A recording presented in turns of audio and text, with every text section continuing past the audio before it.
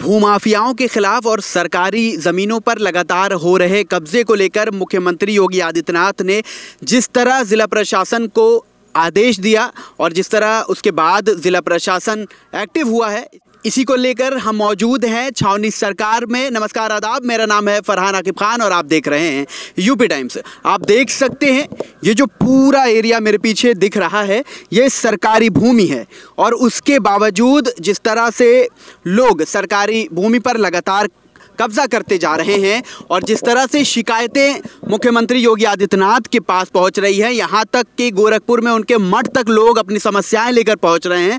उसके बाद जिस तरह से उन्होंने एक्शन लिया और तमाम अधिकारियों को इस चीज़ का आदेश दिया कि आपको ऐसी अवैध जो कब्जे लोगों ने कर रखे हैं सरकारी भूमि पर या किसी भी ऐसे पीड़ित की ज़मीन है जिस पर भूमाफिया कब्जा कर रहे हैं और अपना रौब जमा रहे हैं, तुरंत और तत्काल में उसे कार्रवाई कर थाना और तहसील स्तर पर उसका निस्तारण करना चाहिए। उसी को देखते हुए जो छावनी सरकार है, आप देख सकते हैं ये तमाम सरकारी मुलाजिम यहाँ पर मौजूद हैं।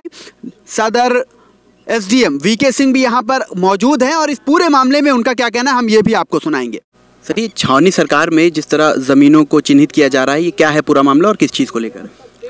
देखिए, गोंडा शहर में नजूल की काफ़ी ज़मीनें हैं और उनको चिन्हांकित करने का कार्य जो है माननीय जिलाधिकारी महोदय के निर्देशन में चल रहा है। तो उसी क्रम में हम लोगों को पता चला कि यहाँ पर एक ज़मीन है अभिलेखों के आधार पर।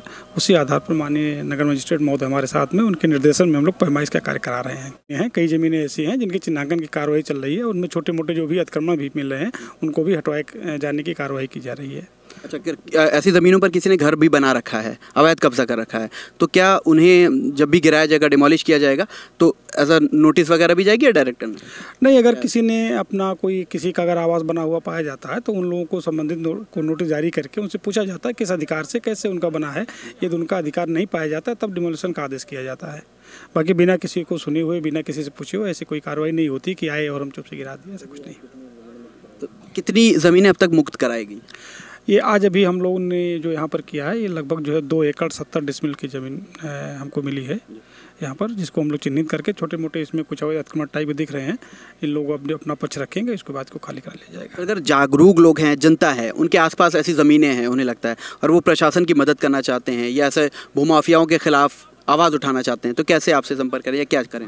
निश्चित इसके लिए जो है नगर मजिस्ट्रेट महोदय बैठते हैं अपने ऑफिस में सुबह से लेकर शाम तक।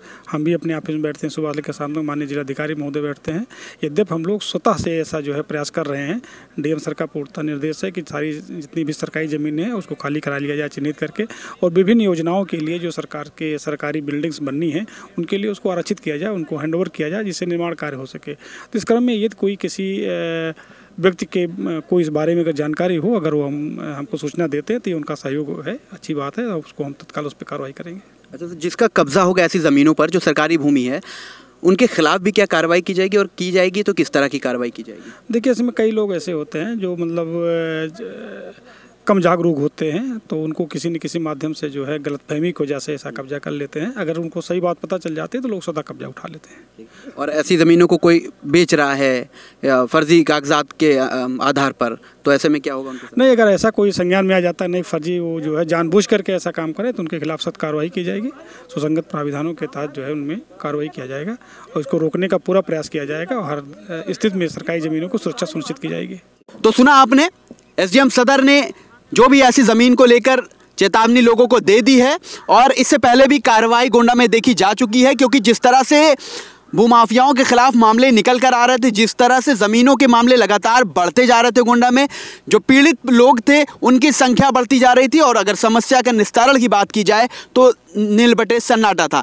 लेकिन अब ज़िला प्रशासन जागा है और लगातार ऐसे लोगों के खिलाफ कार्रवाई कर रहा है ताकि जो लोग परेशान हैं, जिनके थाना और तहसील स्तर पर समस्याओं का निस्तारण नहीं हो रहा था, वो हो सके, और जो ऐसी ज़मीन पड़ी हुई है जिसका अभी कोई भी पुरसाने हाल नहीं था, उन पर अभी आप देख सकते हैं लगातार चिन्हित किया जा रहा है। उनका रकबा जो भी है सरकारी वो डिसाइड किया जा रहा है और चिन्हित कर कर ये बता दिया जा रहा है कि ये सरकारी भूमि है और कोई भी अगर इसमें अपना हस्तक्षेप करता है, कब्जा करने की कोशिश करता है। यही नहीं, आप देख सकते हैं जो ये ज़मीन पर मैं खड़ा हूँ, आप इससे पहले ये पूरी नजूल की ज़मीन है और जो नींव ढली हुई है, आप कई रद्दा आपको दिख रहा होगा, इसके पीछे तक नदुल ज़मीन है और पता नहीं किसने यहाँ पर नींव अपनी डाल रखी है। लेकिन जब यहाँ पर कार्रवाई हो रही है, एक भी शख्स आकर ये कहने को नहीं खड़ा हुआ कि साहब यह हमारी ज़मीन है या हमने यहाँ पर नींव डाली थी और आप यहाँ पर